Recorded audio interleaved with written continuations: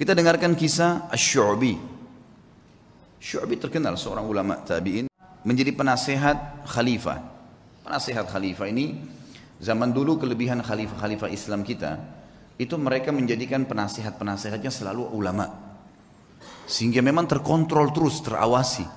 Ini boleh nggak? Nggak boleh. Ini boleh nggak? Boleh. Kita lihat kalau kisah sukses pemimpin kita selalu di sebelahnya ada alim ulama. Kalau yang jauh dari ulama pasti udah kacau semua tuh, gitu kan. Maaf saya tidak singgung siapapun tentunya, tapi saya membahasakan ini umumnya, histori. Kalau kita lihat coba baca deh, suksesnya pemimpin-pemimpin khalifah-khalifah kita, gitu kan. Itu semua di sebelahnya memang ada penasehat para ulama. Waktu Abu Bakar menjadi khalifah, penasehatnya Umar bin Khattab.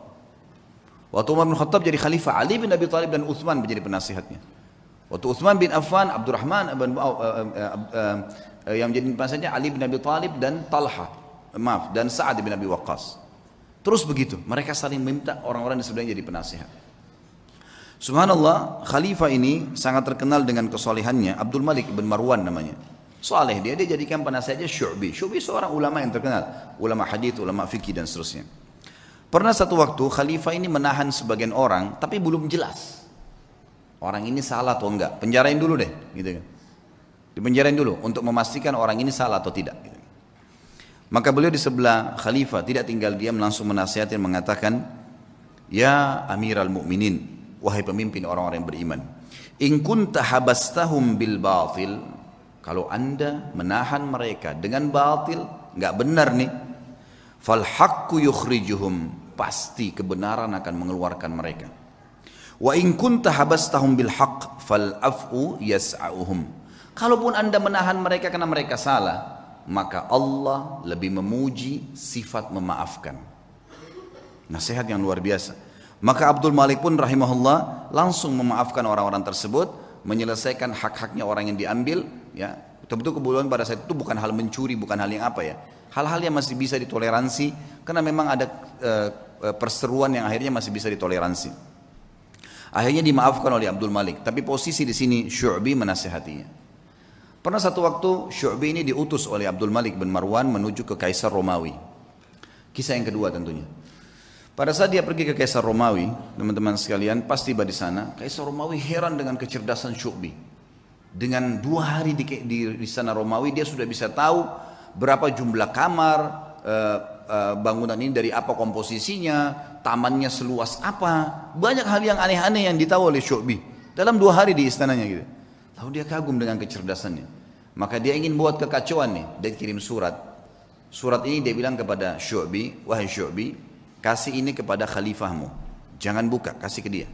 Dia bilang baiklah. Syu'bi menjaga amanah, dikasih kepada Amir Mu'minin Abdul Malik. Lalu waktu dibuka tulisannya begini. Dari Kaisar Romawi kepada yang terhormat Raja Muslim Abdul Malik bin Marwan. Saya melihat bahwasanya orang yang sedang kamu utus ini sangat cerdas dan kayaknya dia yang paling layak menjadi khalifah, gitu.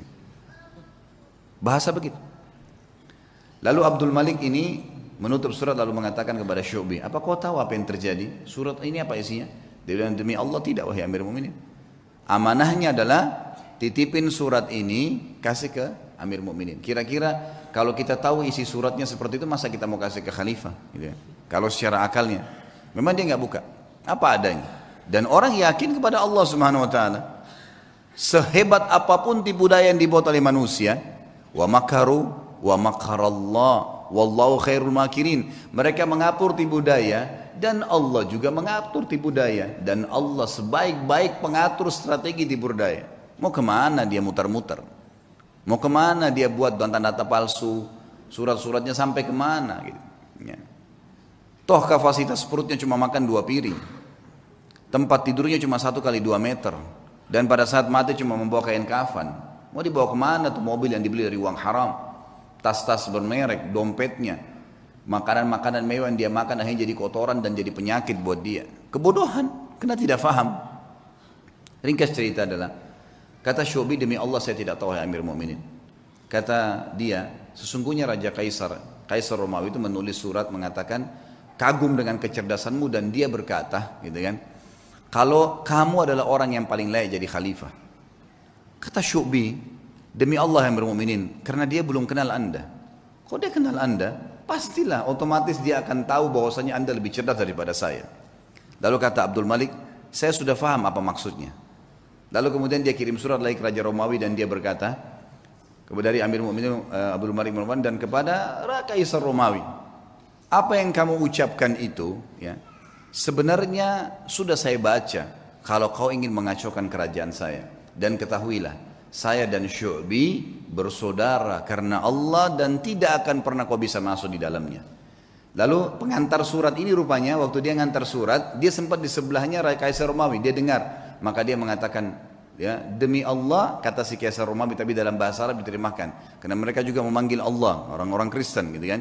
Demi Allah, saya tidak ingin kecuali itu, ingin mengacaukan kerajaannya. Tapi hubungan antara seorang mukmin dengan mukmin, teman-teman, atasan dengan bawahannya, tidak mudah dikoyahkan kalau dia kenal Allah Subhanahu